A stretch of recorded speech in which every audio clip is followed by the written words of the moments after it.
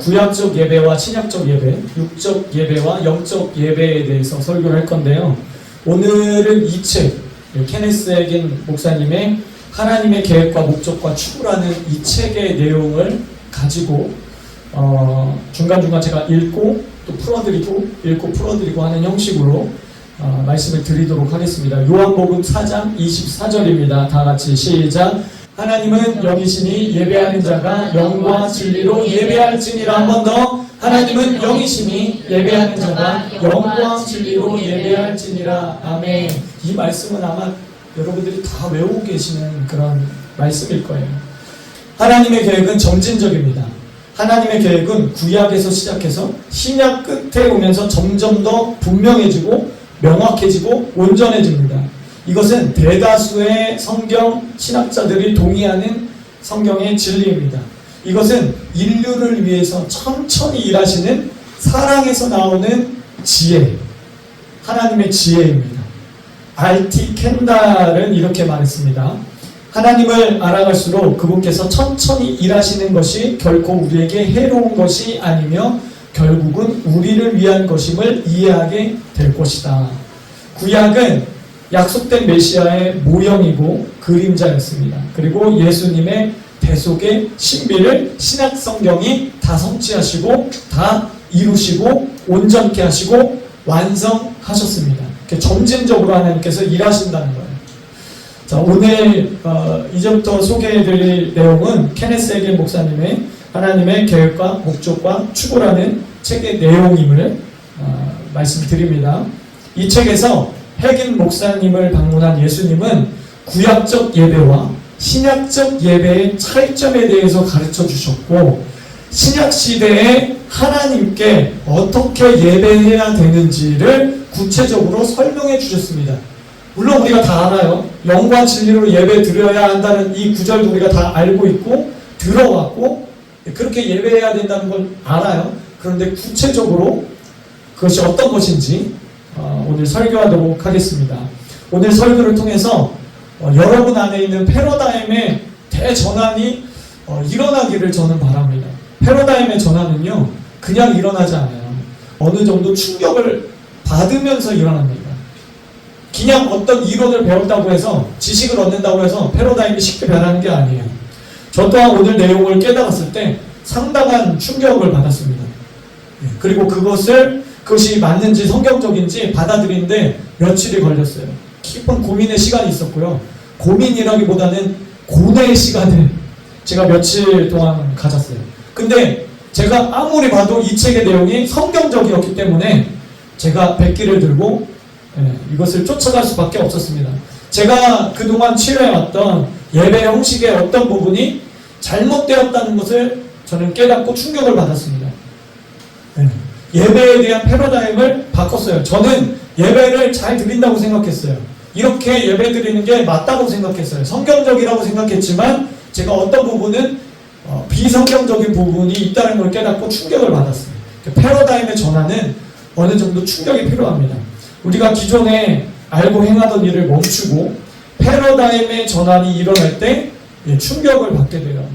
그리고 새 그룹으로 반응하게 됩니다. 첫 번째는 기존의 패러다임을 버리고 변화를 선택하는 자들입니다. 저는 이런 사람들을 겸손한 자들이라고 부릅니다.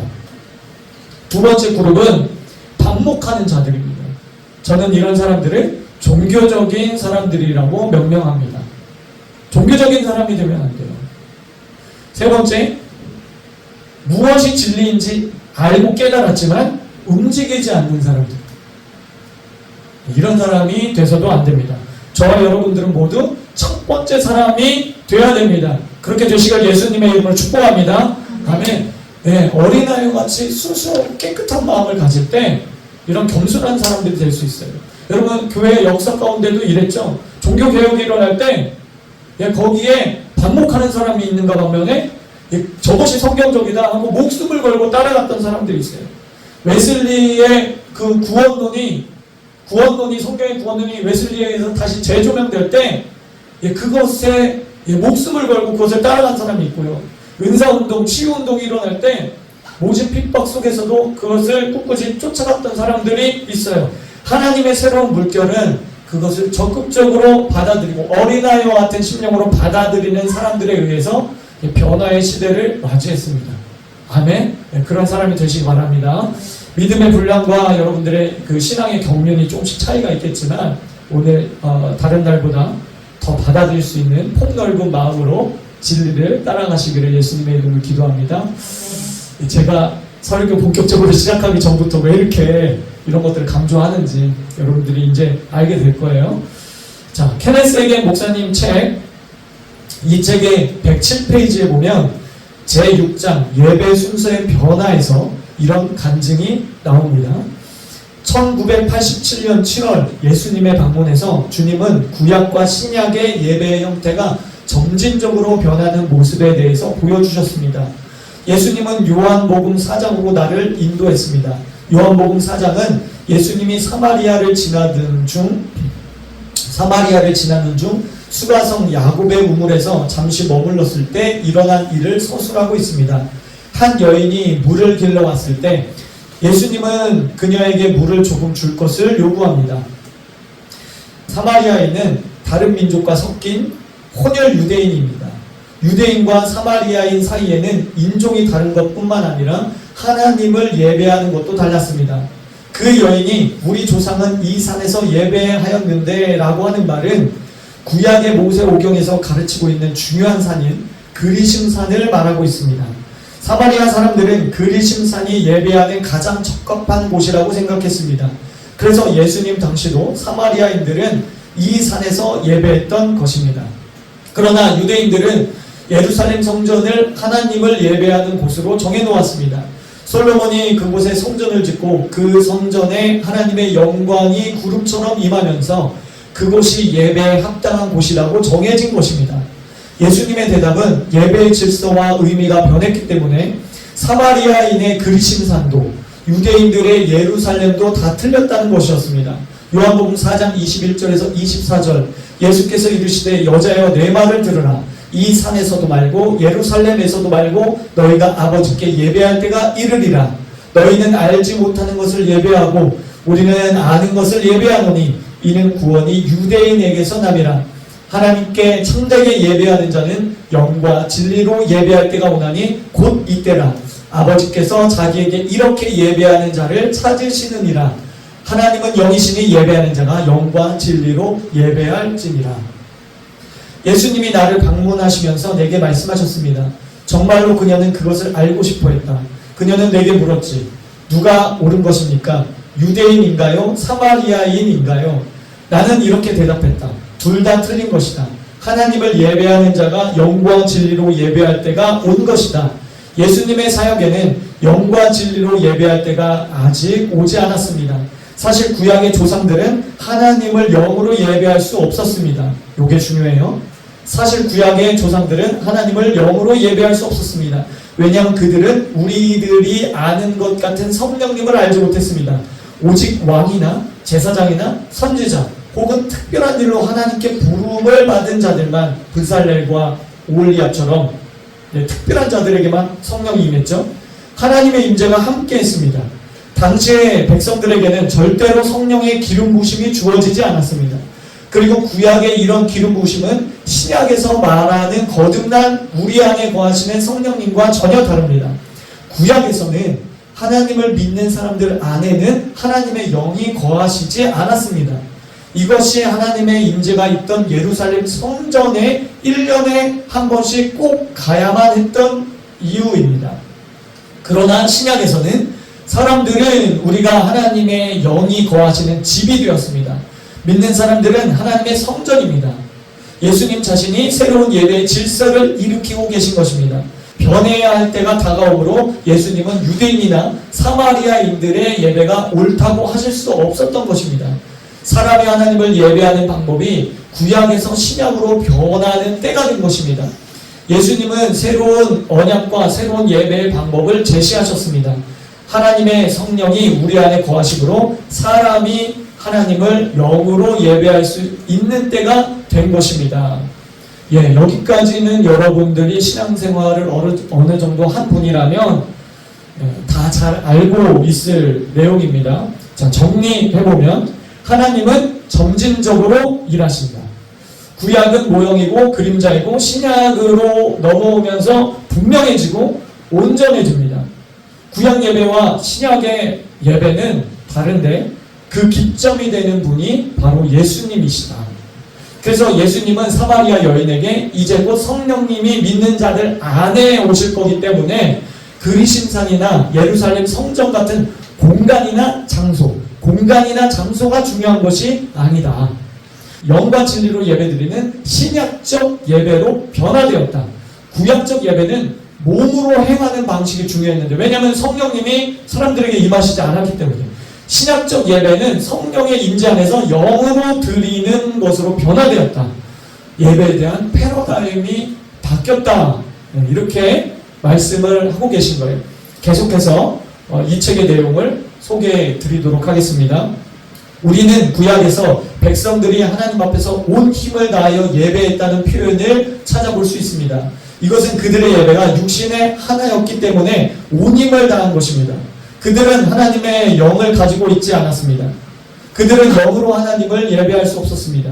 그들은 하나님 앞에서 육신을 엎드려 예배드릴 수밖에 없었습니다. 그들은 성령의 능력으로 예배할 수 없었습니다. 그래서 그들은 그들의 온 힘으로 예배드릴 수밖에 없었습니다. 그러나 우리는 구약으로 돌아가서 그들과 같이 예배해서는 안 됩니다. 우리가 영이신 하나님을 참되게 예배하는 자가 되려면 우리는 영으로 예배해야 합니다. 우리는 성령의 능력으로 예배해야 합니다. 이제 참되게 아버지께 예배하는 자는 영과 진리로 예배해야 하느니라. 예배의 질서가 구약에서부터 신약에 이르면서 변화가 된 것입니다. 신약시대에 사는 참되게 예배하는 사람은 누구나 새로운 언약을 따라 영으로 예배해야 합니다. 그래서 요한복음 4장 24절 영과 진리로 예배할지니라 이렇게 말씀하고 있습니다. 여러분 꼭 기억하십시오. 신약시대는 육의 방식이 아니라 온 힘이 아니라 온 마음으로 온 영으로 예배해야 됩니다. 영의 방식을 따라서 예배해야 됩니다. 영의 방식에 따라 예배한다. 따라해 보겠습니다. 영의 방식에 따라 예배한다. 영의 방식에 따라 예배한다. 예. 구약에 살았던 솔로몬은 성전을 지었습니다. 그리고 그곳에 사용되는 모든 성물을 금으로 만들었습니다. 구약 시대는 성령님이 제한적으로 임하셨기 때문에 공간이 중요했어요. 성령님이 임하시는 그 공간, 성전을 짓고 법궤가 있고 법궤가 있으면 임재가 그 장소에 임하죠. 그들은 육으로 예배드렸기 때문에 장소 개념이 중요했어요. 그 정금을 만들었습니다. 금은 하나님의 영광을 상징하고 변하지 않는 것을 상징하고 섞이지 않은 것을 상징해요. 정금, 그냥 금도 아니고 정금이에요. 거룩과 순결을 상징합니다. 열왕기상 6장 20절부터 제가 읽어볼게요.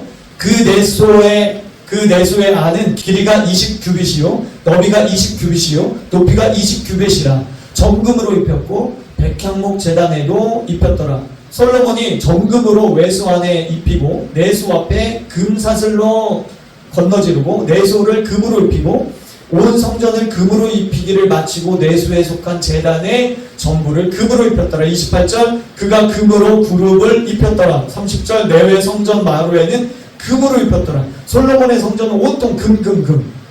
모세의 성막도 금. 계시록에 하나님의 나라의 천사 그 천국도 금. 다 금이에요. 하나님의 영광을 상징하니까. 변하지 않는 것, 거룩과 정결을 상징하니까. 그런데 솔로몬의 아들 르호보암 정부가 들어서면서 노쇠로 금을 대신해 버립니다. 노쇠는 구리와 아연의 합금이에요. 섞여 있는 거예요. 금을 대신했어요. 세상의 것, 육체적인 것, 혼적인 것이 섞였다는 거예요. 역대하 12장 9절 10절입니다. 애국 왕 시삭이 올라가서 예루살렘을 치고 여호와의 전 보물과 왕궁의 보물을 모두 빼앗고 솔로몬이 만든 금 방패도 빼앗은지라. 르호보암 왕이 그 대신에 노스로 방패를 만들어 국문을 지키는 경호 책임자들의 손에 맡김에 세상적인 것, 혼적인 것, 육적인 것이 하나님의 방법을 대체했다는 거예요. 섞였다는 거예요. 감정적 예배, 지적인 예배, 실리적 예배, 종교적 예배 이런 것들이 예, 오늘날의 이 영적인 예배를 드려야 되는 이 시대 가운데 섞였다는 거예요. 대체됐다는 거예요. 그냥 감정 터치, 그냥 눈물 조금 흘리면 그냥 감정이 뭔가 위로받고 그게 전부인, 물론 그 요소도 있습니다. 그러나 그것이 전부이냐? 예, 여러분 설교는 그냥 지적놀이가 아니에요. 지식을 배우는 그런 그것이 아니에요. 계속해서 우리 이 책의 내용을 보도록 하겠습니다.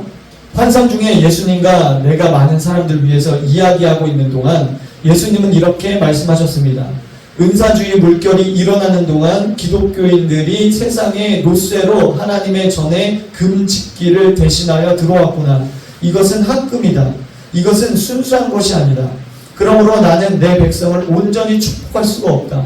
육신적으로 춤추는 것은 금을 노수로 대신하는 것과 같다. 그들이 세상에 손뼉치며 춤추는 것을 주의 전으로 들여왔구나. 조금 있다가 손뼉치는 거, 춤추는 거에 대해서 말씀드릴게요. 예수님은 계속해서 말씀하셨습니다.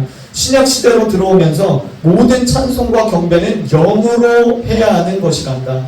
구약 성도들은 하나님을 순전히 육체로만 예배했습니다. 신약의 우리들은 영으로 하나님을 예배해야 합니다.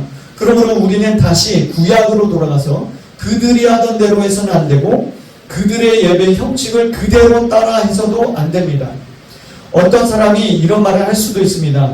다윗도 하나님 앞에서 춤을 추었잖아요. 그렇습니다. 다윗도 춤을 추었습니다. 그러나 그것은 구약에서였습니다. 신약에서는 구약처럼 육으로 하나님 앞에 춤을 추지 않습니다. 우리는 영으로 춤을 춥니다. 제가 다시 설명을 하겠습니다. 구약에서 우리는 춤에 관한 성경 구절을 찾을 수 있습니다.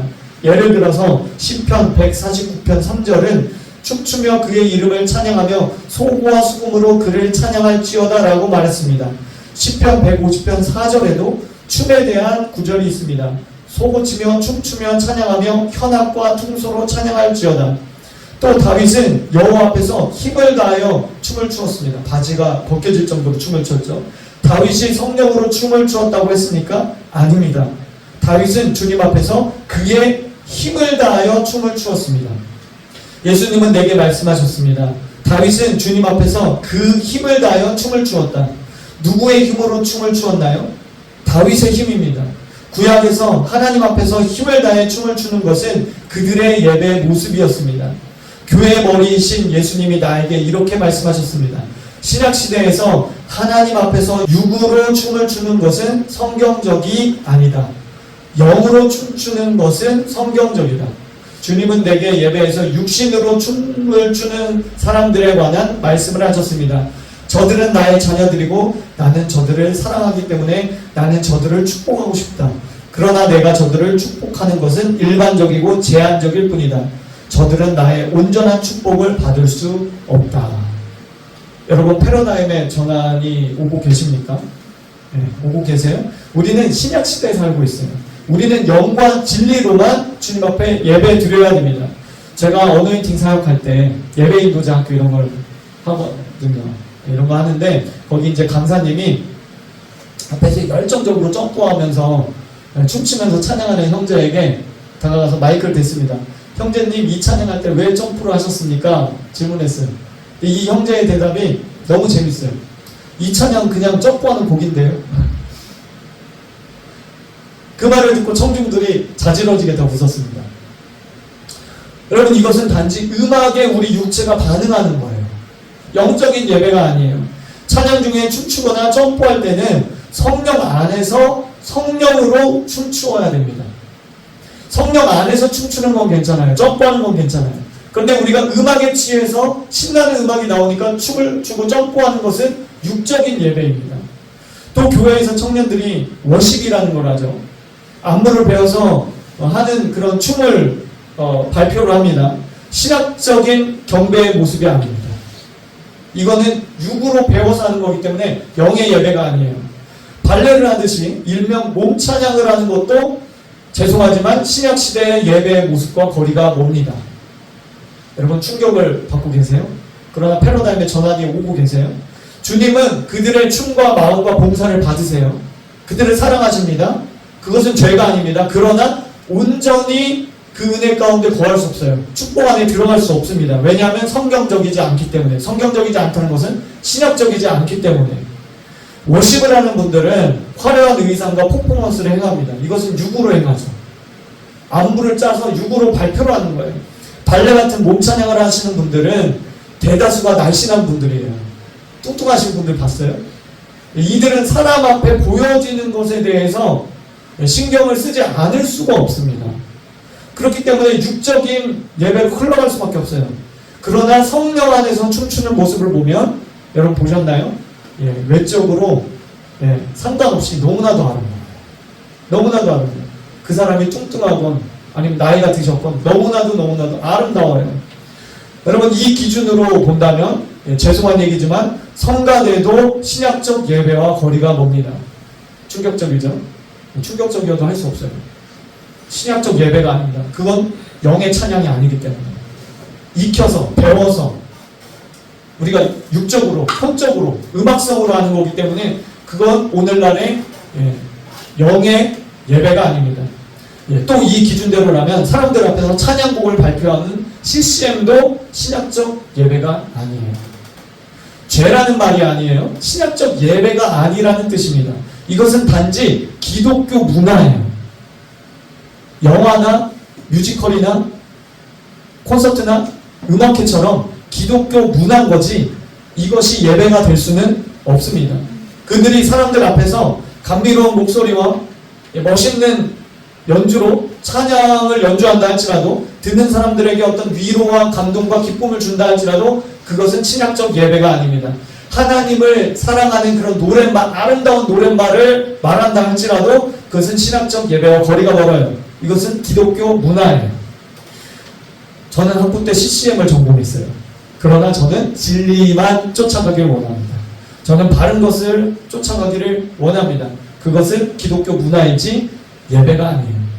목회자들은 성도에게 무엇이 정금이고 무엇이 노쇠인지 가르칠 책임과 의무가 있습니다. 겉으로 볼 때 구리는요 금이랑 똑같아요. 우리 애들이 볼 땐 아빠 저기 금 구리랑 금 색깔이 똑같아 보여요. 오늘날 신약시대의 성령 안에서 영으로 찬양하고 영으로 예배하고 영으로 춤추고 영적인 예배를 드려야 됩니다. 음악을 전공했다고 해서 영적인 예배를 드릴 수 있는 게 아니에요. 음악을 전공하지 않았다고 해서 영적인 예배를 드리지 못하는 것도 아닙니다. 오히려 자신이 음악을 전공했다고 해서 그 이유 때문에 더 많이 속을 수 있어요. 더 많이 미움받을 수 있어요. 우리는 자존심이나 신념이 아니라 진리를 향한 올바름을 추구해야 됩니다.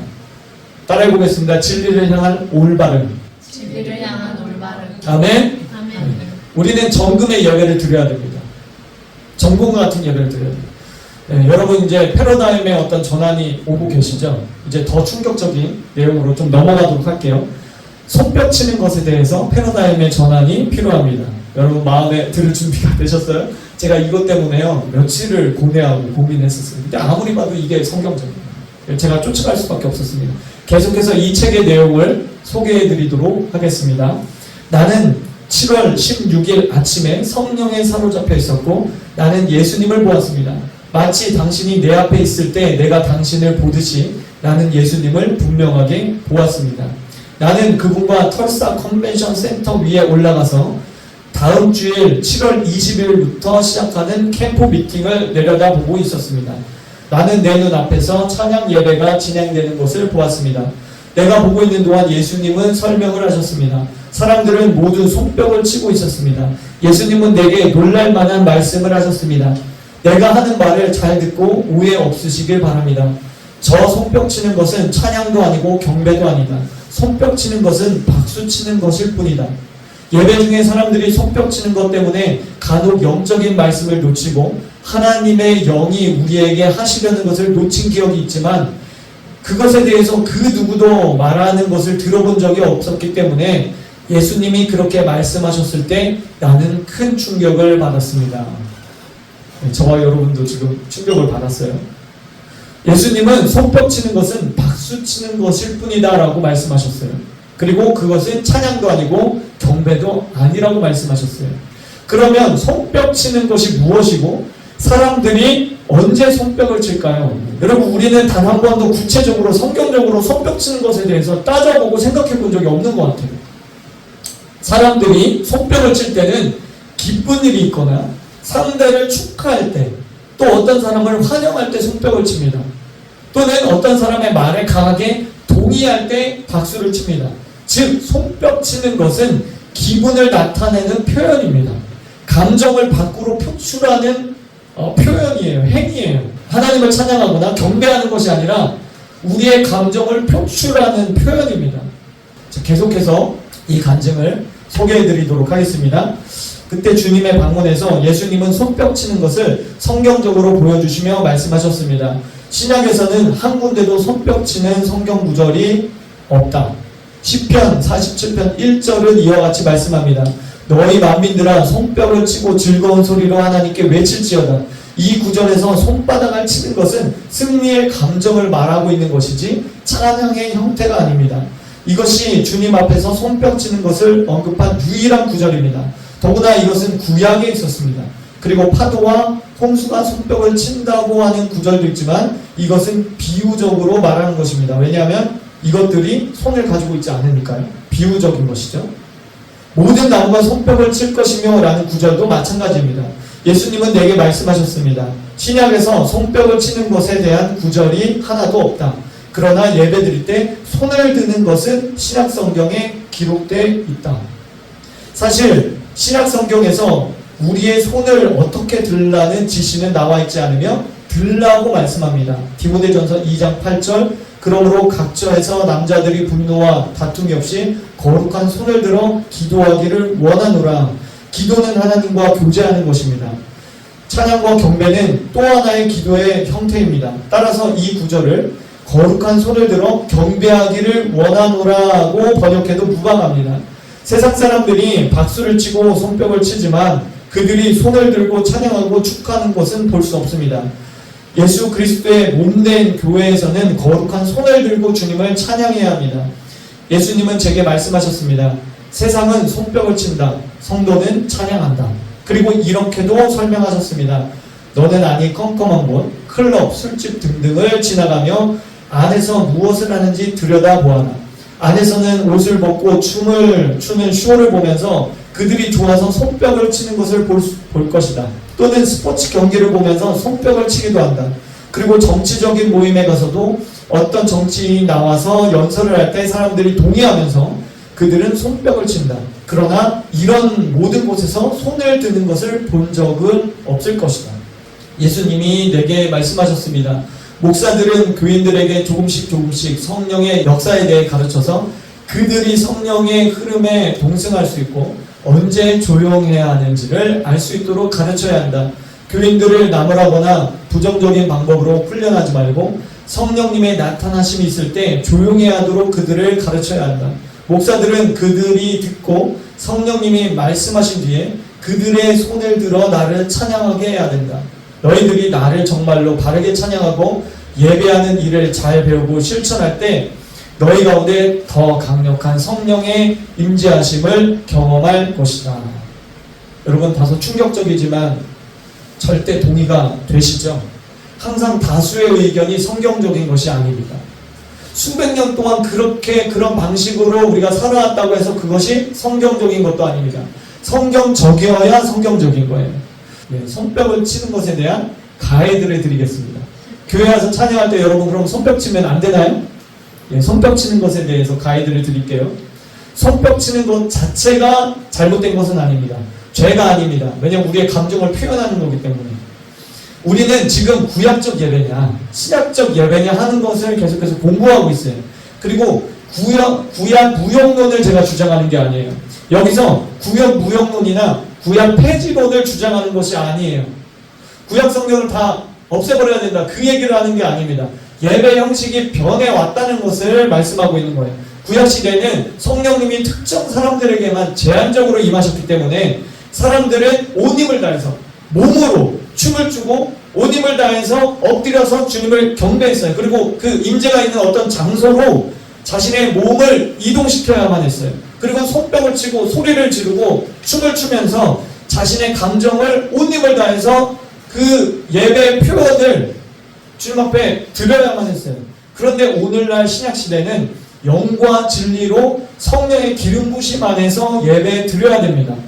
신약 성경에는 예배 드릴 때 손뼉을 치라는 구절이 한 군데도 없습니다. 거룩한 손을 들고 기도하라. 다른 말로 하면 찬양하라, 경배하라, 예배하라. 그렇게 말씀하고 있어요. 또 에베소서, 골로새서 성경에 2번씩이나 시와 찬미와 신령한 노래로 예배하라 말씀하고 있어요. 신령한 노래란 우리 교회에서 자주 하는 영찬양이에요. 새 노래, 프로펠릭한 새 노래. 손뼉은 우리의 감정을 표현하는 자연스러운 행위입니다. 따라서 찬양 중에 기쁜 감정을 표현할 때 손뼉을 칠 수 있어요. 또 빠른 찬양을 할 때 리듬을 타기 위해서 손뼉 치는 것도 괜찮습니다. 제 생각이에요. 괜찮다고 봐요. 그러나 손뼉은 박수일 뿐입니다. 그것으로 주님을 경배하고 주님께 영광 올려드릴 수 없어요. 손뼉은 그 이상도 그 이하도 아니에요. 그냥 손뼉일 뿐이에요. 박수를 예배 가운데 과용해서는 안 됩니다. 예를 들어서 예배 인도자가 우리 하나님께 영광 올려드립시다. 그러면 그럴 때 박수로 영광 드릴 수 없어요. 그거는 육적인 거예요. 그건 감정적인 거예요. 우리의 감정을 표출하는 게 박수이기 때문에. 인간에게 박수를 하듯이 하나님께 박수를 칠 수는 없습니다. 저도 좀 이것에 대해서 가책을 느꼈었어요. 10년 전까지만 해도, 제가 이것을 깨달기 전까지만 해도 수십 년간 예배인도를 하면서 우리 하나님께 박수로 영광 올려드립시다. 그렇게 해왔기 때문에. 여러분, 박수를 치는 것은 죄는 아니지만 대통령에게 박수를 치듯이 하나님께 박수를 치는 것은 신약시대의 영과 진리로 예배드린 게 아니라는 거예요. 시와 찬미와 신령한 노래로 주님 앞에 예배드리고 손을 들고 하나님을 예배하는 것, 그것이 영적인 예배라는 것이에요. 그렇기 때문에 우리가 찬양할 때, 기도할 때, 또 영광 올려드릴 때는 거룩한 손을 들고 주님 앞에 경배해야 되는 것입니다. 여러분, 임재곡이 시작될 때 여러분 되도록 많은 시간 손을 드세요.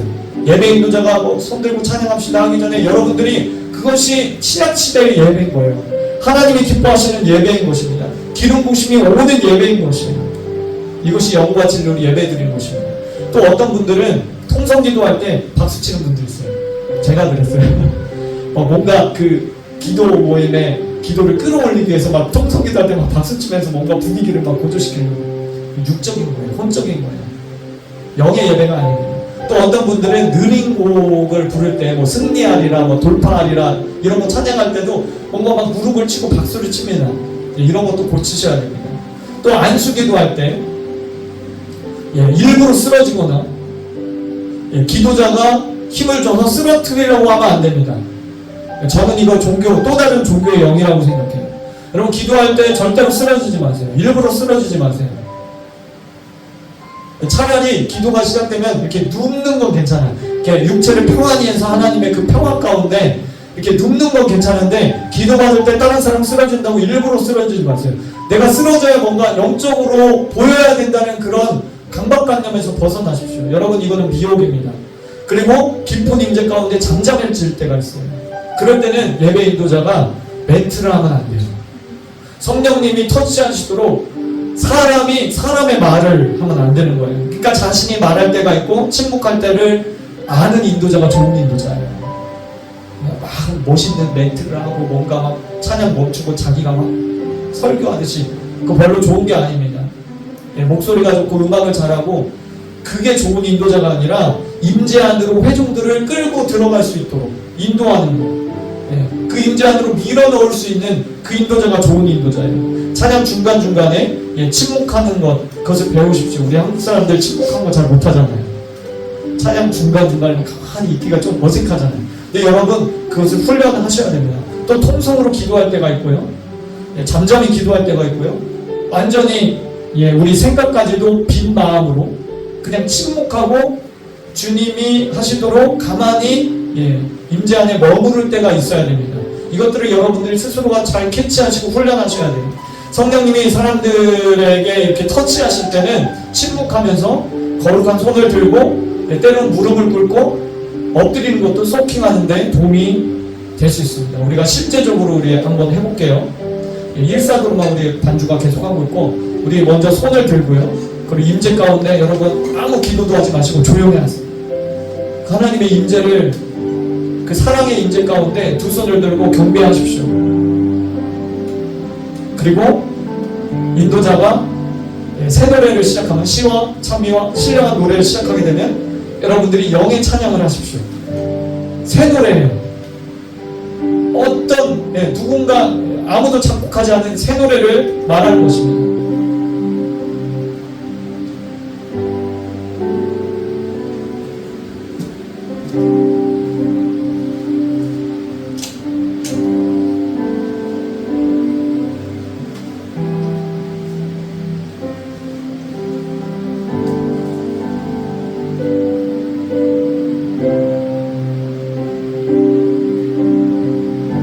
기도하지 마시고요. 두 손 들고 주님을 경배하세요.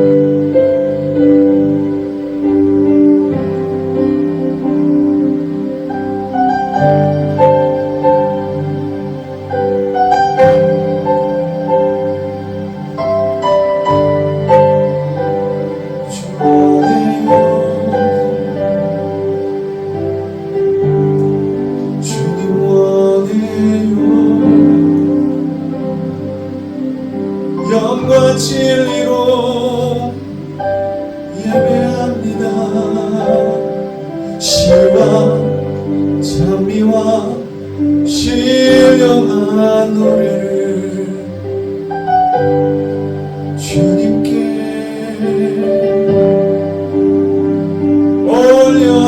올려드리세.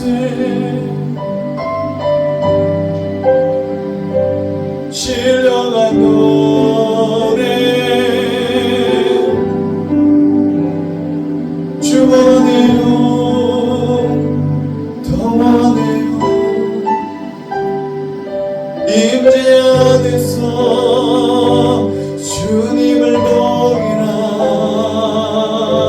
나 예배 성령의 임재 안에서 나 예배하리라.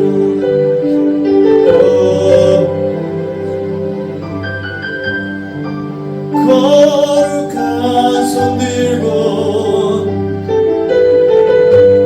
영으로 예배. 거룩한 손 들고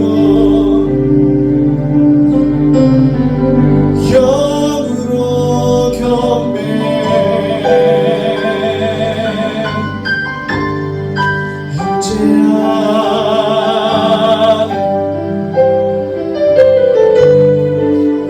주의 사랑